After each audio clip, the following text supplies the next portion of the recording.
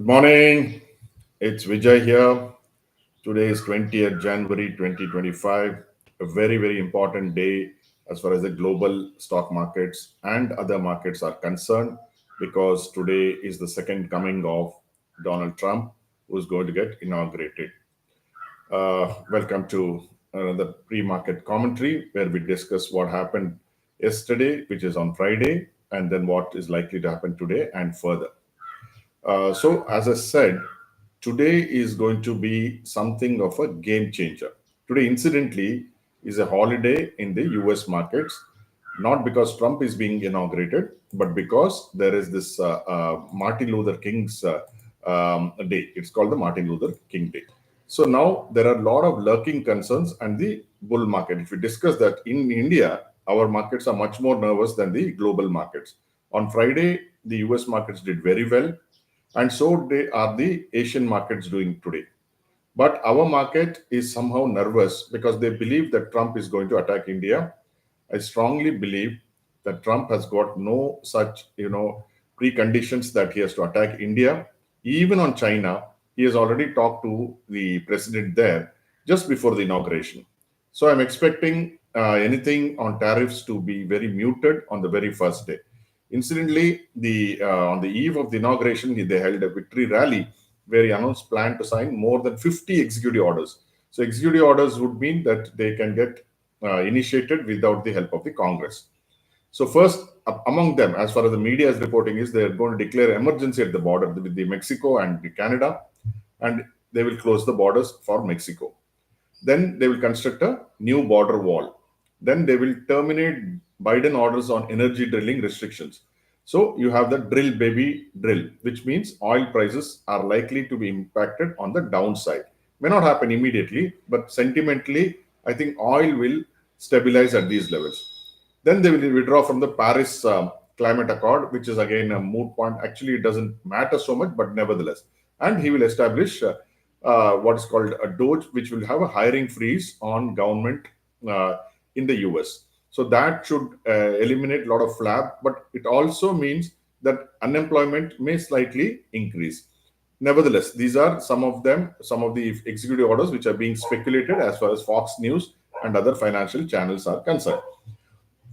So, how did India fare? India was one of those rare markets which was down last week.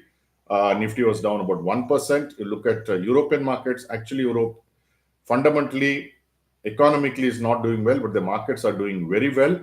CAC at 3.75%, DAX at 3.4, even Dow Jones 3.69. Every one of them are about 3% up. Even Hang Seng, which is up close to 3%. Kospi was in the same boat, nothing great happening like India. Uh, Nikkei was down. So the only company we got last week was Nikkei. But again, because of the fears that BOJ may increase the interest rate. See, as I said many times before, the first time is a shock. The second time, the market absorbs the shock. So the first time when BOJ increased interest rates was in July end, and we had the carnage in global markets in August. Now the market is expecting BOJ to increase interest rates again, but the markets are going into the meeting with renewed optimism rather pessimism. So that is as far as the Nikkei is concerned. That was last week, but today Nikkei is up. So S&P was up close to 3% and Shanghai was up close to 2.3. Now, why is India the worst performing market or among the worst performing market is because of the lack of policies of this government. It's very easy to blame Nirmala Sitharaman for this lack of coherent policies. But Nirmala Sitharaman is just only a what we call a Katputli. That means she will say what the master does. So the master decides that this is what the policy will be, conveyed through PMO, then they will convey it through the finance minister's office, and Nirmala Sitharaman is the face. So you should not confuse with that Nirmala Sitharaman is saying this or not saying this as inefficiencies or inadequacies of the finance minister. Finance minister is controlled by the PMO, who is obviously controlled by the PM. So you will have to be very objective in deciding the fate of, or rather, the characteristic of one particular individual. So last week, as when we saw a poor week, it came down. the Nifty came down. Infosys and Axis Bank were the leaders on the downside. Reliance and L&T held it up. And Nifty mid cap and Nifty small cap. See, the strange thing here is, while FIs continue to be sellers in the large caps, they are not touching mid caps and small caps and micro caps in that big manner. So broader markets continue to exhibit optimism, but the overall market seem to be nervous. So Nifty Realty came down. Nifty metals, this is where I'm turning bullish. Today we plan to buy some metal stocks, mainly Nalco. I'm looking at Nalco and Hindalco because aluminum prices seem to be hitting a new high almost every day.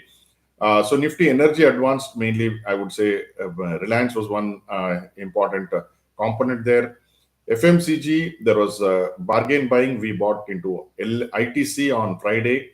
Then we had Pharma, which did reasonably well, but it is still being beaten down. There is a sell on strength policy in Pharma, again because of Donald Trump.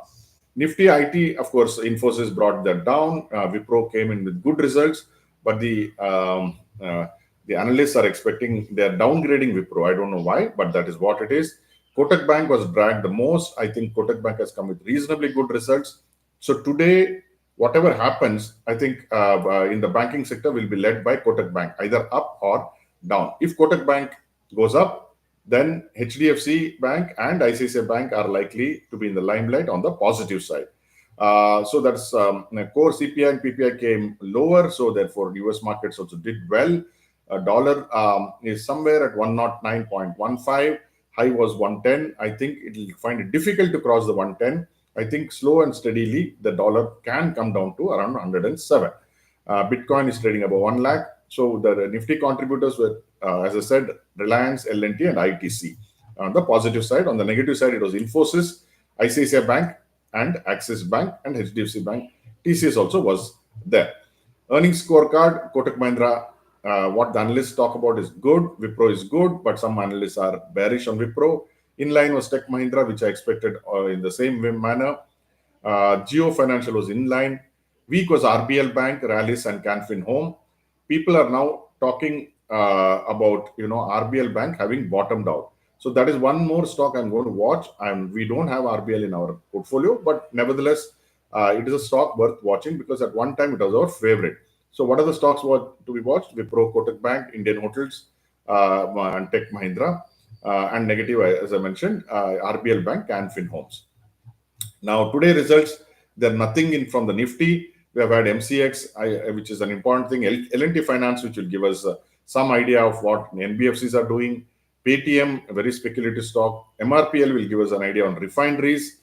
Dixon is a very difficult stock to understand.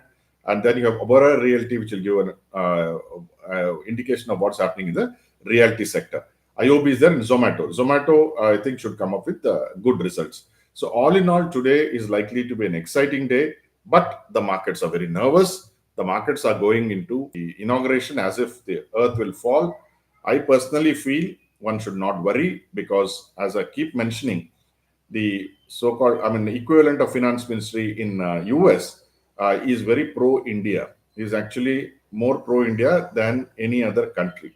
So when you have the person in handling the finance and economics very pro-India, I do not think that we will have anything to worry. We should have anything to worry.